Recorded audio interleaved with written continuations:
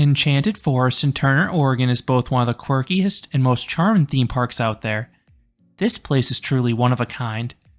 Much of the park is about these themed areas, but you will also find some unique rides here, including 1 or 2 coasters, depending on your perspective.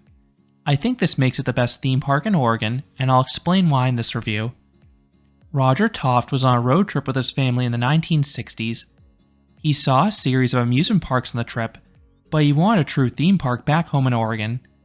The parks in his home state were purely amusement parks. So Toft purchased a 20-acre plot just 1 hour south of Portland, and he started building. For nearly a decade, Toft sculpted a series of buildings and figures, many of which you can still find today. The park opened in 1971 with just the Storybook Lane section of the park, but it has grown to add some additional themed areas and even some mechanical rides. But the park's biggest strength is still the theming. This is a park you'll want to explore. There's something to see around every corner, and along with the visuals, you have some nice thematic music throughout the park. Some of the soundtracks are pretty catchy and they play on loop. The heart and soul of the park is still Storybook Lane. This is a lengthy walkthrough cut from the same cloth as the Fairy Tale Forest at Efteling or Storybook Forest at Idlewild. You have all sorts of displays and walkthroughs based on popular fairy tales. This area oozes charm. The figures do look a bit simple and dated, but remember, this was the work of pretty much one man. You have a series of whimsical and colorful buildings that still hold up. And a few feature interactive elements too. For example, both the Creepy Witch building and the Old Lady in the Shoe feature slides. The Crooked House features a series of slanted pathways.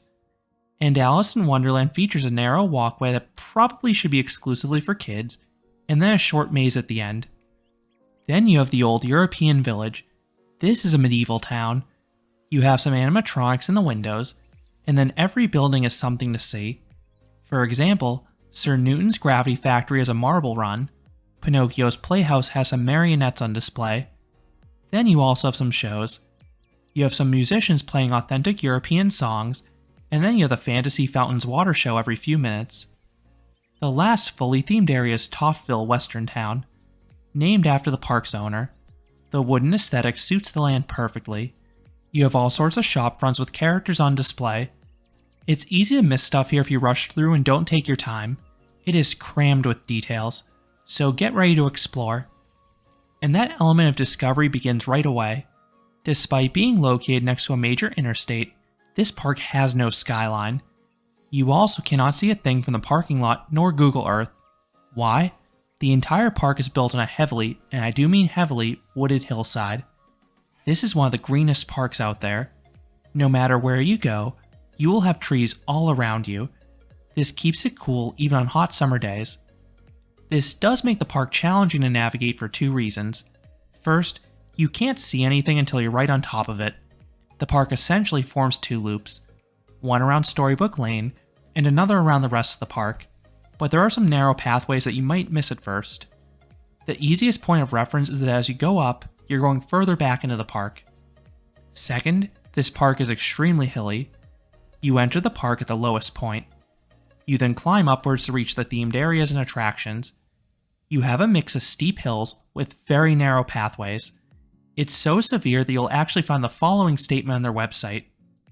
Due to terrain conditions, nothing can be done to provide accessible ramping to all attraction sites. Have you ever seen another park with such a statement? To the park's credit, they are trying to make the park more accessible. It's just challenging considering where the park was built.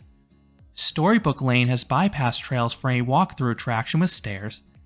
Then the same accessibility page, they list the best routes for those with mobility issues and specific pathways to avoid. They also offer complimentary golf cart rides to escort guests with mobility issues around the park. And that's not too surprising considering just how welcoming this park is. The employees are super friendly and outgoing, which is a key thing I look for in a family park like this. If you choose to visit this park, it is important to know this park's admission structure. This changed quite a bit post-COVID. Parking is still free in the lot adjacent to the main entrance. General admission now costs $25. This grants you access to all the park's themed areas. It does not include rides though. Those are an extra cost. Before the pandemic, the park offered 2 options to experience the rides. First, You could purchase unlimited wristbands for roughly $30. This was great for those who want to ride things repeatedly, but it currently is not being offered. This also coincided with a sharp increase in the general admission cost. Second, you had and still have a pay-per-ride option with tickets. Rides cost 3 to 5 tickets. Tickets cost $1 each, and there oddly is no discount buying in bulk as with most parks. You can buy tickets at the main entrance, or there are booths scattered throughout the park, mainly near the rides. I do wonder if the wristbands were removed to deal with this park's biggest issue, capacity. The rides have incredibly low throughputs here. There are 3 headlining attractions in particular, some of the slowest moving lines in the industry. It's not the staff's fault, it's just the lack of vehicles.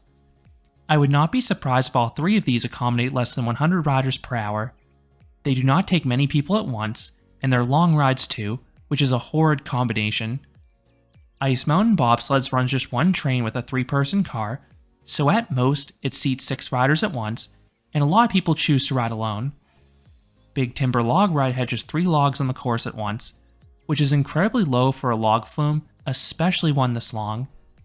Then Challenge of Mondor may have had just 3 vehicles on the course as well. These rides all have signs at the entrance stating the wait is 1 hour from this point. While I've never seen lines stretch back to that point, the fact the sign was hung tells me they can on busy days. This park is typically open from 10:30 a.m. until just 5 or 6 p.m., so you can lose a large chunk of your day if you get stuck in those 3 queues. Rides open a half hour after the park does, so I recommend making a quick loop through Storybook Land, and then head towards the 3 rides once they open for the day. I know a lot of coaster enthusiasts try to do both Enchanted Forest and Oaks Park in the same day, and I've done it too, and you definitely want to start with Enchanted Forest because of the capacity in these 3 rides.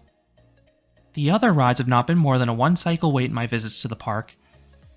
Now let's talk about those rides more in depth. There are just 10 in total. This park has, according to most people, 2 coasters. The one that everyone agrees is a coaster is Ice Mountain Bobsleds. This is a bizarre coaster that was built in-house. It started as a bobsled style attraction, but shortly after it opened, it was converted to a steel-tracked coaster. Now it feels like a cross of Disneyland's Matterhorn and a mountain coaster. The start and end of the coaster go through an icy cavern, then much of the layout winds its way down the hillside. The visuals in this ride are incredible. You whiz past trees, augmenting the sense of speed. Then you have some downright frightening head choppers. The clearances are so tight when you go through tunnels that you actually ride in caged vehicles. It barely looks like the cars will make it through some of those tunnels. This also allows the ride to have no restraints. This makes it pretty wild as you're thrown about at a few points, getting some lateral kinks, and even 2 airtime pops. This ride is undeniably janky, so it's not for everyone, but I enjoy the weirdness as I noted in my review. The debatable coaster here is Big Timber Log Ride. This is an E.F. Myler log flume, but it features a special drop sequence at the end. You have a small dip and then an ascent before turning into the main plunge. The coaster portion is undeniably gimmicky, but that final drop is quite good between its size and zip. Just note you can get absolutely drenched in this ride with a full log. There's a reason the park sells ponchos for $1 in the station. The rest of the layout is a slow and scenic jaunt. Much of it takes place high above the trees on a hillside, but you also have some theming elements such as a dark ride scene with loggers hard at work. See my review for more, but this is a good log flume / coaster, depending what you call it. But my favorite ride at this park is their dark ride, Challenge of Mondor. This is a trackless shooting dark ride, something you would not expect from a small park like this. The vehicles move slowly through each room, and they sometimes spin about. This maximizes your time in each scene to take in the details. You have physical sets, which is great. There are a lot of static figures, but you do have some limited range animatronics too. Along with the visuals, you have plenty of targets. Most of them seem to work. While there's no laser sights, the auditory feedback is definitely helpful.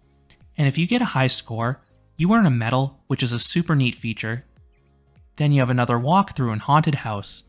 There are no live actors in there, but this attraction is dark, and there are some jump scares in there, even one with an air blast.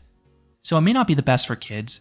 Just note some scares are pretty delayed, so don't rush through this one. The figures are just okay, but the sets themselves look pretty good for this park. Moving on to the flat rides, There are just 2 of them for adults. You have a small carousel, and then you have the speedway bumper cars. Just note with the latter that a lot of kids ride this and get stuck, so it's not the most pleasant experience for avid Dodgems fans. Then you have 4 kiddie rides packed into the top corner of the park. But most rides here have super low height limits anyway. Anyone above 42 inches in height can ride anything here, and you even can be less than that to get on the coasters amazingly. One final attraction to note is the park's museum. This is in the western area. This park is still family owned, and they're definitely proud of their history, so it's neat seeing displays and photos highlighting their past.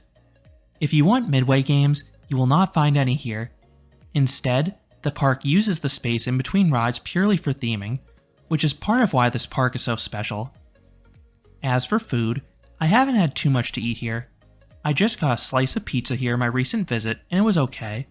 There weren't too many food stands available, but the ones they had food noticeably cheaper than other parks out there, which is a good thing for all the families visiting. So do I recommend Enchanted Forest?